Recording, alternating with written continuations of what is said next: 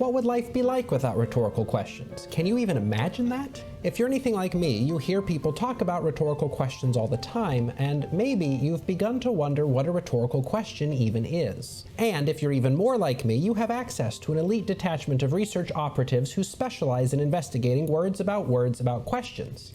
If that's the case, then you probably don't need to keep watching. But for the rest of you, I'm excited to report on the latest findings from the Quintillion Institute's Interrogation Division.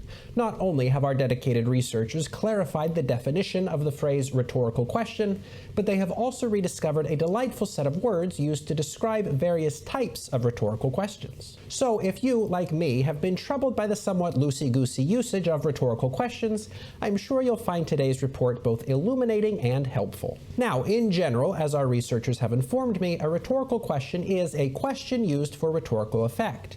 That is, the purpose of a rhetorical question is not, as is the case for many other questions, to gain information. Instead, a rhetorical question serves to have a particular effect on a reader or listener. And this is probably how we get the overly generous definition that a rhetorical question is just any question that you aren't supposed to answer out loud. While it is true that to answer a rhetorical question would be to miss the point, it's probably not true that any teacher who poses a question for quiet reflection is posing a rhetorical question.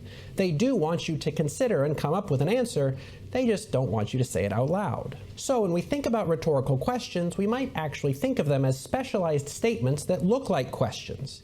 If you're familiar with speech acts, you could think of a rhetorical question as a kind of indirect speech act. For example, if you're too cold and you say to your friend Tim, "Wouldn't it be nice if the window were closed?" and he said, "Yeah, I guess it would be," and then did nothing, you'd probably think that he was being unnecessarily difficult. That's because "wouldn't it be nice if the window were closed" isn't actually a question. It's not meant to get a yes or no response from Tim. It's actually meant to persuade him to do something.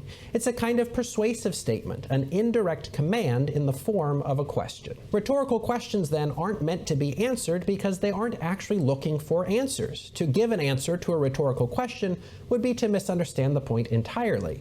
Now, as for what that point is, depends on the type of rhetorical question that you're using. The most general and common type of rhetorical question is known by the name eretesis. These kinds of questions lead the audience to think about or consider something without actually setting up an expectation for a direct answer. For example, if a speaker were to say, "Who can measure the depth of human suffering left in frozen footprints along the trail?" it would be supremely silly to say, how about Jenny? She's got a pretty sophisticated tape measure." The purpose of this question is not to find out who actually has the means of measuring the suffering. Instead, it's to get the audience to consider just how much a particular group of people has suffered. Or if somebody writes to a generous donor detailing all of the things that their donation made possible and then says, "Can you see all the good that you have done?" the goal is not to elicit a yes or no response. It's really to say something like, "Look at all the good that you've done."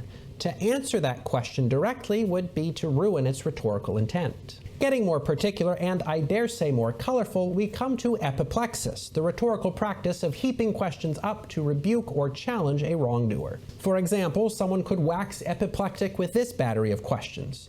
Do you really believe that your crimes have gone unnoticed? Do you suppose we haven't seen the way you've stolen ice cream from children and made fun of ducks in the park?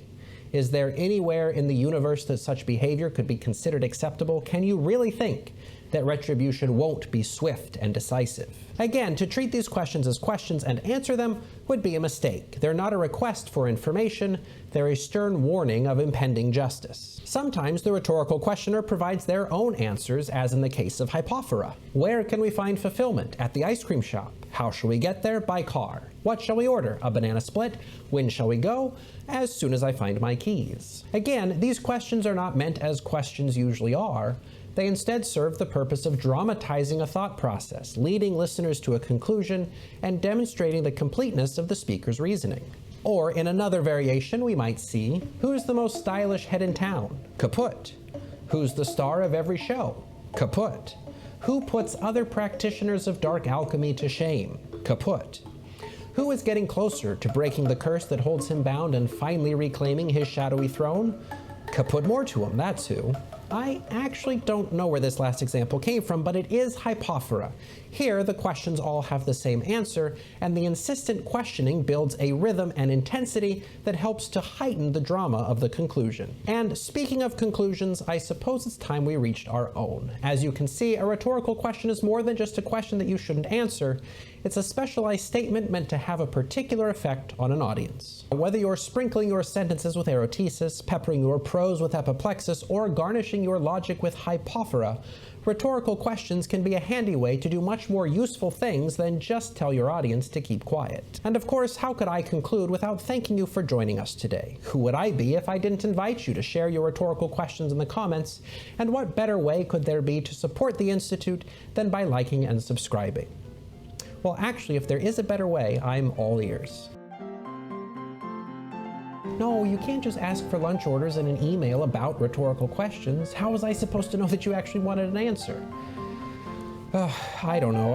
I guess I'll just have the usual then.